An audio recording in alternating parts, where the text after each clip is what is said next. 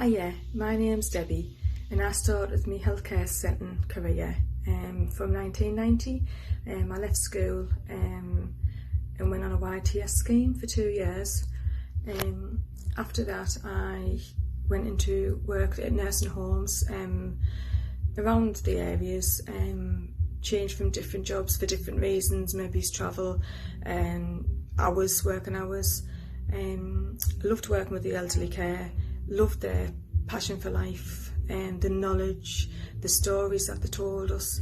If we thought think we have it bad, just sit down with the elderly and just listen to what they have to say. They're so inspiring. From then I worked at a rehab centre, I worked on a high dependency unit. So our patients acquired brain or spinal injuries unit, so they could have had a fall, a trip, fell the wrong way, had an accident. So some of our patients were on ventilators, had tracheostomies, had feeding tubes into the tummies, which is called a PEG.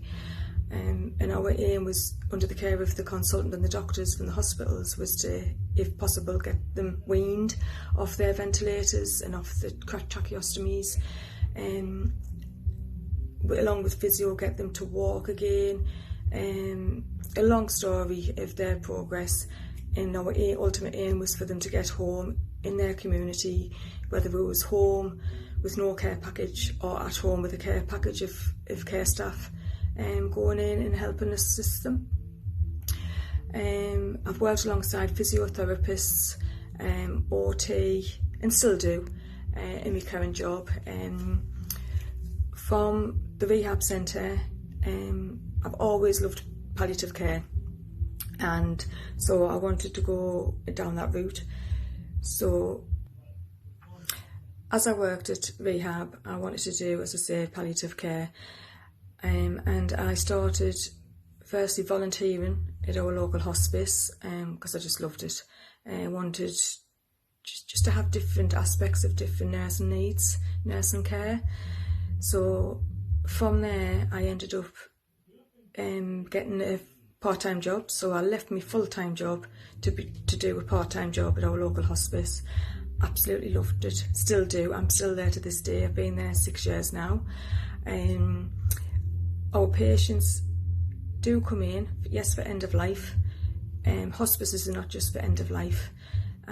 People come in for respite, when the families have just, need that little bit break, or the patients need that little bit break. They come in for symptom control, pain management, so it's a variety of reasons that they're admitted. They come into a day centre, again, to give the families that, 8 hours of a bit of freedom. But then the patients love it as well, because we're just crazy and make them laugh. So from there, I done a healthcare assistant for a couple of years. And then for the last 2 years, I've been a senior healthcare assistant at the hospice. So myself, along with a team of 8 senior healthcare assistants, we lead and run a long-term unit.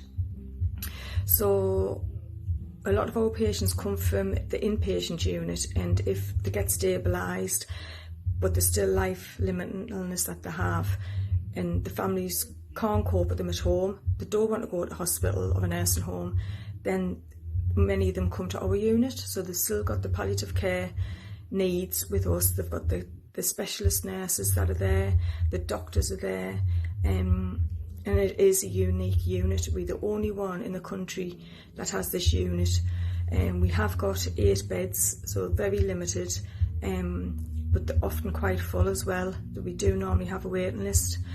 We do get attached to our patients, but as a healthcare worker, you should get attached to your patients. You need to have that bond with them. You need to just put yourself in their position, but also be professional, because you can't be the one that's crying in front of the relatives, because the relatives need you to have that strength. Yes, come home and cry, by all means, you've got a heart, and that's what you need if you go into the healthcare setting. Don't go in it for the money, don't go in it because it's an easy job, because it's certainly not easy. Go in for if you've got passion, if it's always there, if you think of it day and night, if you can't think of anything else that you want to do. You need a sense of humour, because if you don't, you just crack up. You need to be a team player, because you can't be just all you. But then you need to have a bit of knowledge, or a bit of thought on your shoulders to think, I can do that by myself. But under the guidance of, you know, you need to maybe be signed off from somebody higher than you, to say that you're competent to do that certain job by yourself. So always check. It is a rewarding job. I couldn't do anything else in my life. I've tried along the way little jobs, but always gone back to nursing care. Yeah, you just, if it's in you, it's in you. Don't try if it's not in you, because staff who love the job, you know, will be on your back, in a good way though, in a good way. I find that nursing teams just support each other, 100%, always there for each other. So yeah, so if you want to be in the nursing career, go for it. It's rewarding, you'll love it. And thank you and good luck.